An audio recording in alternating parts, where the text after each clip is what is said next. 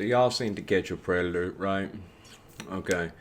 I didn't watch it as much before. I saw it a few times, but after I got out, I've been looking for this one guy. He had like slick back red hair and little goatee. He's about 180 overweight. Whenever I saw him, whenever I was in prison, but everybody kept saying he was on To Catch a Predator. Now, the counselor in the unit that I was in at the medium, it's an open pod, so it's a triangular shaped pod with cells around each part of the triangle. Two parts had 3-man rooms. One part had 2-man rooms. The part with the 2-man rooms faced the TVs, faced 4 TVs. The other two parts of the triangle, one faced the Spanish TV and one didn't get a good view of the other TV, which kept on sports all the time. So if you wanted to watch Sons of Anarchy, Breaking Bad, Justified, any of those good shows, you had to be on the one wall with the 2-man cells. Now, you start out in a 3-man cell or in a corner cell. All the corner cells, each corner of the triangle, were 3-man or 4-man cells. So there were 6 in total. One on the top floor, one on the bottom floor. Also at each corner, at the medium, the showers at the medium were in the corners of the top and bottom on 2 parts of the triangle. On 2 corners, they had the showers. They didn't have a curtain. They had a flap that went knees to chest. It just flap, flap, flap whenever you come in and out. Big walk-in showers. There's some perverted dudes that would, be gunning the guards and gunning the other dudes in there and stuff. It was not like the low. The low had walk-in showers. When you were in the showers, full curtain, and behind the curtain there was just a wall. It was very private. It wasn't that way. It wasn't that way at the medium. It wasn't that way at all.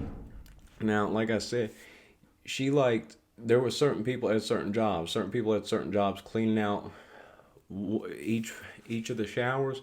There was a different person for each of the showers that had a job cleaning out the showers. There was a person who had a job cleaning out each of the TV rooms. There was a person who had a job cleaning out the microwave area, who had cleaned out the top tier. She let all the people who had the unit jobs be pedophiles because they would tell on people for her, and she liked keeping them close. The To Catch a Predator guy, he had a job cleaning out the area. See, there on the bottom floor, this is a 4-man building. I mean, four floor building. We were the 3rd and 4th floor of this building. To get to the 3rd and 4th floor, you didn't just go up from the bottom unit. There's an exterior set of stairs that was fenced in that you had to walk up. And they had a fence around it so you couldn't throw nobody off. Sometimes hawks would get caught flying in there. See my animals in a federal prison. It was some wild stuff, some of these animals. Saw some vicious attacks of hawks on pigeons in there. It's kind of like a metaphor for, I guess people getting preyed upon in prison, But anyway, so on the bottom floor in the corner of the triangular shaped unit, there was a door that you could not enter. It was locked out of bounds.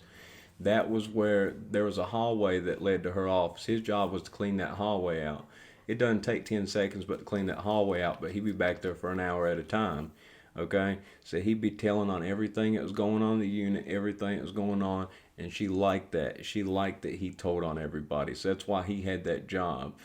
He was a nuisance, and the more and more that she catered to him, the more and more that she let him get away with what he wanted to do, the more and more cocky he got. So he started getting a little mouthier, started running that yap a little bit more. People didn't like that, especially the people in there. There weren't a whole lot, out of the building that I was in, there was about 150 people in it. Okay, about 50 people were white. Out of the 50 people that were white, I would say, buddy, chill out. Chill. My little mutt dog, sometimes he lacks attention. I'll try to let him make an appearance at the end if I remember. But anyway, sorry. The other guy in this equation, so out of the 50 white people, probably only about 10 of them at best weren't sex offenders. One of these guys was Paul. If methamphetamine turned into a person, like if you had a drug, just poof, poof, magic, and it turned into a person, it would be Paul. Paul was like 135, 140 pounds, 5'10", skinny as a rail, tattooed finger to neck, and he had these eyes that were like this, but bright blue eyes, buzz cut hair, but the little bit of hair he did have, it's like it stood straight up like he'd been electrocuted. He was Satan's roommate. I talk about Satan in some other videos, but Paul was crazy as anything. He was the winemaker for the unit, and he would make the wine in a big old mop bucket. Now see, the showers didn't have a temperature at the medium. You just press a button and this hot water, and there's pretty hot water came out of the shower. Now, wine makes quicker when you got hot water. So he'd get the shower filled up with hot water, and then he'd take his big old bags of wine at nighttime, take them out of his locker, put them in that mop bucket, and let them cook overnight. He'd have rice, a number of other things. A lot of people just used V8 mixed with a whole bunch of sugar, but he put rice and some other stuff in it, and you could smell it. Whenever I went in Satan's room, because he is a tattoo man and he's one of my friends, you'd smell this stuff. Whenever he burped it, it was potent. And everybody knew Paul as the man is the best winemaker on the compound. And, people made moonshine too, but he was the winemaker. So, leave it at that. Paul was from Texas. He was, from what I understood, he was ABT. Aryan Brotherhood of Texas, and he looked like it. You saw this guy, he looked like he'd be Aryan Brotherhood. You saw this dude, I mean, like I said, if you just had a magical wand and you went poof and turned methamphetamine, if you turned a drug into a person, it would be him. And looking crazy as could be. When he would drink, he had this funny saying. He'd say, when I get drunk, I'm not Paul anymore. So, Paul, who are you? And he'd go, I'm Jim. And he was Jim when he got drunk. That was just who he was. And there are other stories with Paul that I will tell that are really funny, but pretty much this ain't too long of one. The guy was getting a little bit mouthy, and a lot of people were talking about it, how this guy's getting cocky because this counselor was letting him get by with whatever he wanted, and he knew he could just tell her with whatever may come about.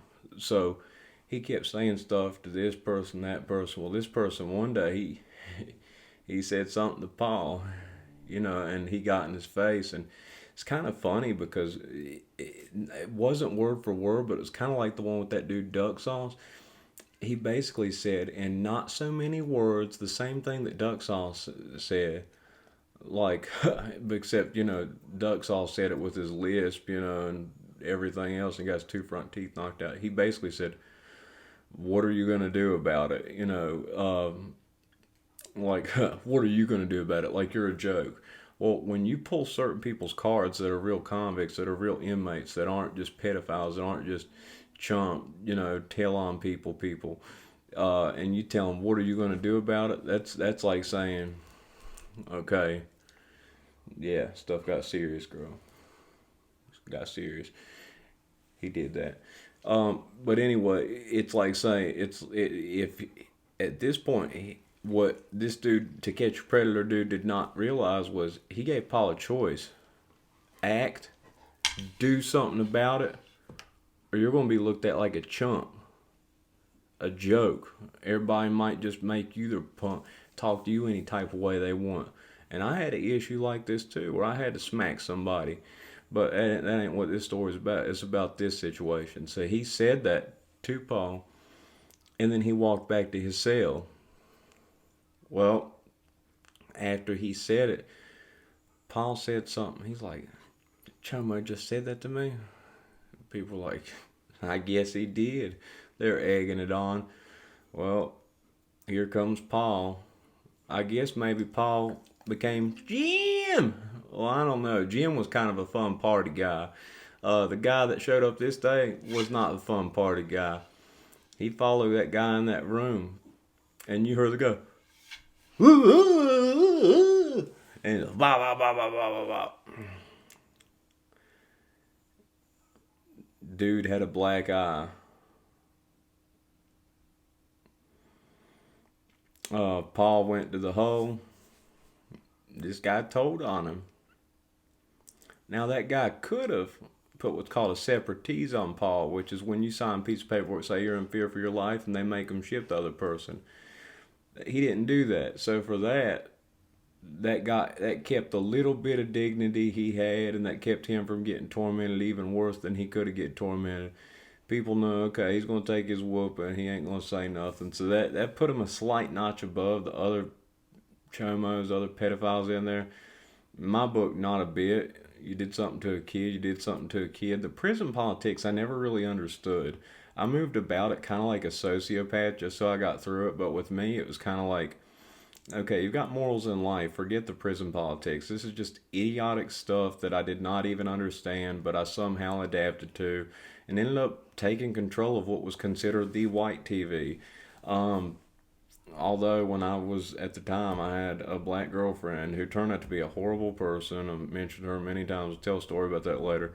Ironic. Everything that I put my family through with drugs and stuff like that got karma, full circle, came back to bite me. But anyway, just saying, you know what I mean? There's no racist in it. My buddy JB, he was at my mom's store today. You know the one I talk about, worked out with? He's black. He's from Roanoke. All black workout crew I worked out with. You know what I mean? That was the dudes who were from my area. That was the dudes who I got along with better.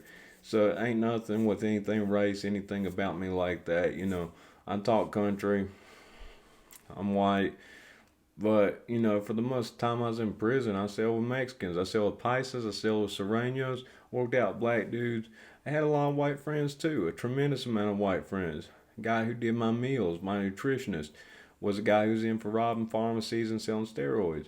He was white. So, you know. But anyway, he blacked this dude's eye. And where I guess where he was redhead, you know, had a little bit paler skin. It was all kinds of purple, yellow, and green. And they said he was to catch a predator. Everybody said that. And, you know, so I mean, why would they say that unless he was? There were a million pedophiles in there for a million different reasons. If there was just one pedophile in the prison, then I could see a rumor getting made up. But in a prison that was 50% pedophiles, I can't see people making up something like that. So, you know what I'm saying? I believe for real he probably was on To Catch a Predator. Ain't been able to find him yet. Like I said, people grew different disguises and stuff. There was one dude who was in there who was a pedophile that whenever he got his charges, he was like 300 pounds, but he lost like all of it. He's like 140 pounds, probably from the stress of the charges and going to prison over what he did. Maybe he felt bad about what he did. I doubt it. But he lost half his weight. So his picture where he looked like, you know, with that double chin, you know, inflated neck, down to what he looked like, you know, afterwards people couldn't recognize him from his mugshot. But if you looked at it, you're like, that's him. Um, so, you know, I'll find him eventually. I'll tell y'all which one he is if I do. But anyway, that was Paul. He went in the room and you could hear the whop whop whop whop whop. I mean, Paul was skinny as could be. I mean, he was a skinny rack of bones. Some people call him Skeletor. Tattooed finger to neck. But, you know, skinny people got some of the best cardio in fights. And he took off on this dude. I mean, easily he had to have punched him a minimum of 50 to 100 times. Just wailed on him. Busted him in the eye. I'm guessing on whatever he covered up, he hit his arms, everything else too. But, I mean, that's what you get. You mess with little kids, you come in there, even in a prison where you got counselors that cater to those people. Nah, you don't get it easy. There's still some good people in there that, you know, might have made a mistake with drugs, might have made a mistake with this or that. But they don't like pedophiles just like you guys don't like pedophiles. So there's still some of us that did what we consider was the right thing, which has made their lives hard. And anybody that thinks any different than that, man, I don't know what's wrong with you. That's it.